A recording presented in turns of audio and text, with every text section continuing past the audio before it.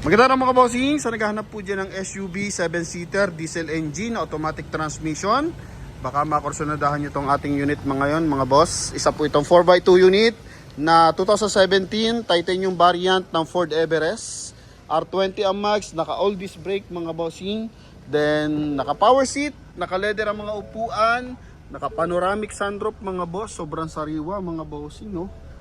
Mileage nito is only 59,000 km, naka 2 din audio system, naka automatic climate control, 100% na hindi binhang ating unit, naka metallic gray ang kulay ng ating body color mga boss.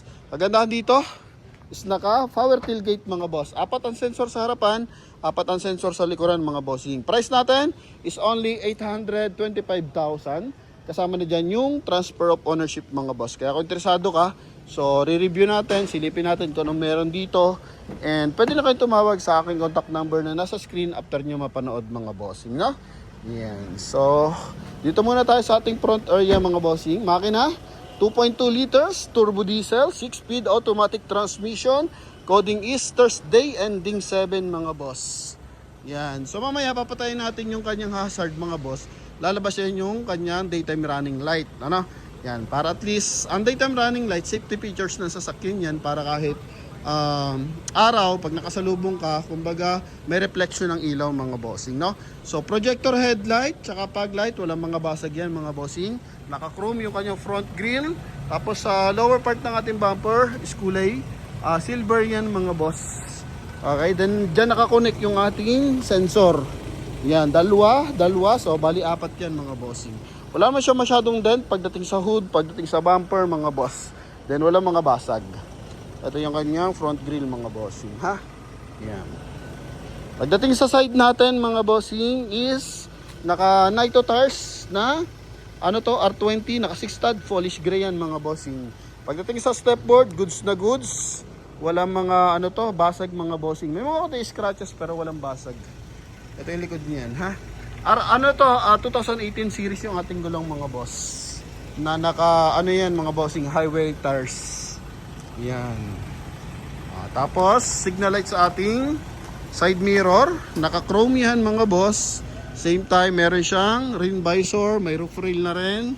Tapos yung ating door handle, yan, naka-chrome na rin yan mga bossing. Pagdating sa ating door panel, wow, tingnan naman no. Napakakisig. Tapos kulay gray. Dito kulay gray din, central locking natin mga boss. Powerful yung ating side mirror. Makikita nyo naman sa response ng ating side mirror. Same time, naka-power adjust din yan. Yan. Then dito rin mga boss. Okay. May blind spot assist na rin siya mga bossing. Para na-detect natin pag may gustong sumingit or gustong lumampas sa atin mga boss. Sobrang lambot. Okay. Pwede isang daliri pag naka-Ford ka mga bossing. Sobrang lambot ng handling. Din sa suspension, wala kang worry.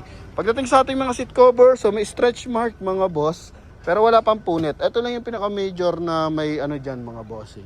Yan, magkabilaan lang. Pero pagdating sa second row, pagdating sa sandalan mga boss, win na win. Naka-factory leather pa. Meron siyang side airbag mga bossing, magkabilaan. Tapos airbag sa ating steering wheel, sa ating dashboard mga boss. Okay? Yan. Power seat, paganahin natin mga boss. O wala pa siyang ugong. Kaya ayos pa to mga boss. May seal guard na merong ilaw. Okay, na Everest LED lights. Tapos dito sa ating dashboard mga bossing, kulay gray din to. Yan premium ang datingan. Leather yung ating dashboard mga boss. At okay, tapos may hand grip pa dyan. Pati yung ating door opener is naka titanium color. Yan mga bossing. Automatic climate control mga boss. 6-speed automatic transmission. Steering wheel natin, stock pa yung kanyang leather. So may cruise control to, may hands-free connection para sa ating 2-din audio system mga boss. Dito sa ating meter cluster mga bossing, mileage 59,172 km. So ito sa taas is tire pressure sensor mga bossing. So kailangan lang natin pahanginan yung gulong kasi once na hindi pantay yung hangin ng gulong natin, magkakaroon siya ng ganyan mga boss. Okay, so ganyan kaganda kapag Ford ka, pag flat na, so makikita natin mga bossing, no? Yan. And then mga headlight, nandito yung ating switches, power tailgate, so pwede mong open doon sa harapan and same time pwede rin dito. Long press mo lang. Yun dito. Yun mga boss, di ba? So, pag ano naman, hintayin mo lang mag-angat, tapos pwede mong ibaba ulit. Yan, tapos sunroof mga bossing. Panoramic sunroof. So, pwede pan-touring mga boss. Okay? Yan. Pagdating sa ating ceiling, kulay black yan mga bossing. Yan. Tapos sun visor with light. Dito rin mga boss.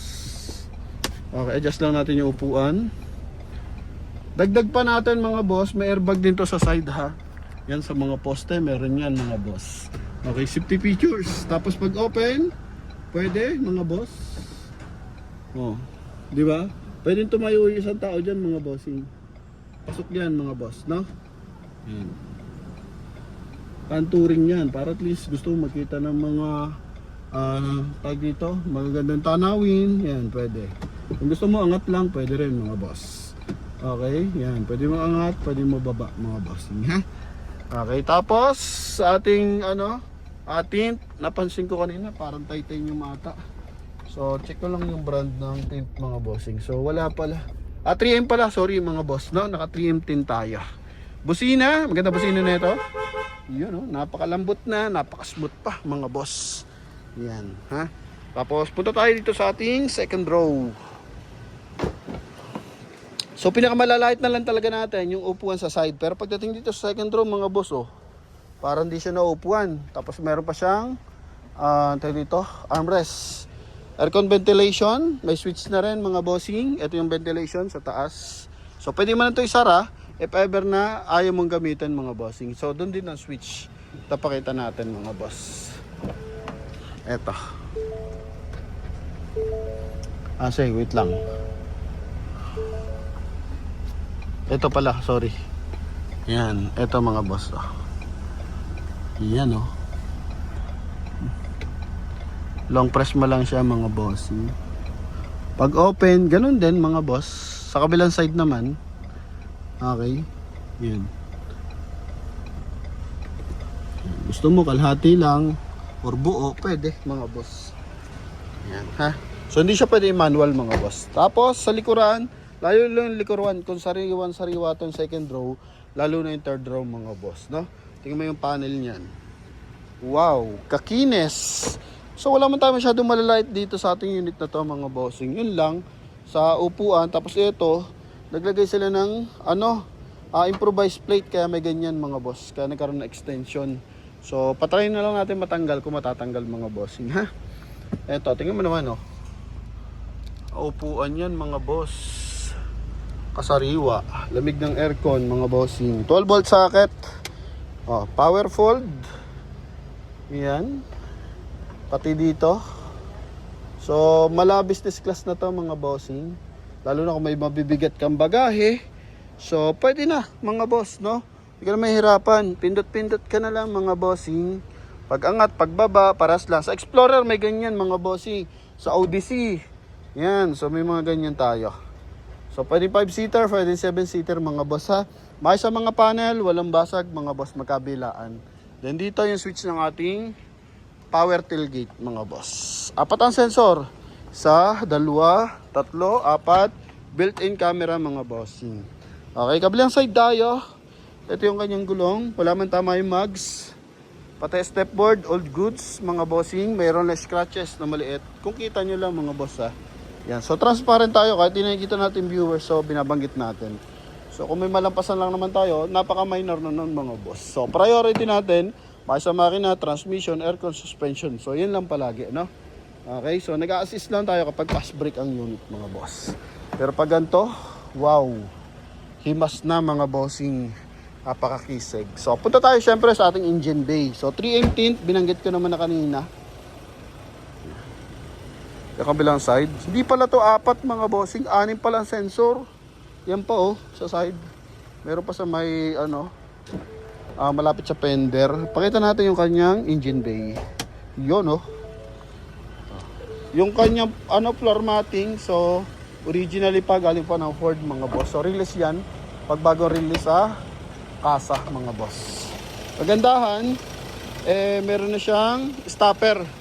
Yan, hydraulic assist na stopper mga boss. Okay, walang tagas sa makina natin mga bossing. Magkabilaan po yan, chinecheck natin yan, pati sa baba. Yan. Okay, dito, madali naman makita kapag may mga tagas sa mga boss. Tanggalin natin 0.5. Yan, para kita lampasan diba?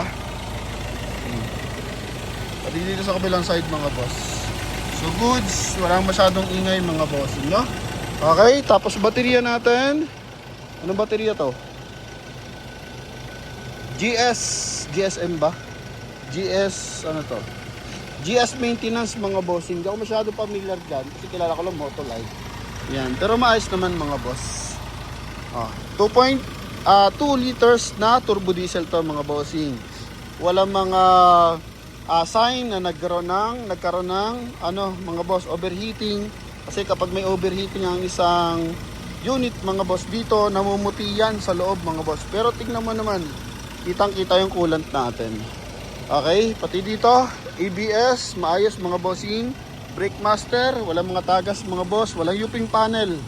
Alright, so sa mga interesado dito sa ating Ford Everest na to, so eto mga bossing, 825,000, pwede nyo itong makuha. Kaya tawag na mga boss, maraming salamat sa suporta sa mga ilupalop ng mundo. Ingat kayo palagi mga boss. Thank you.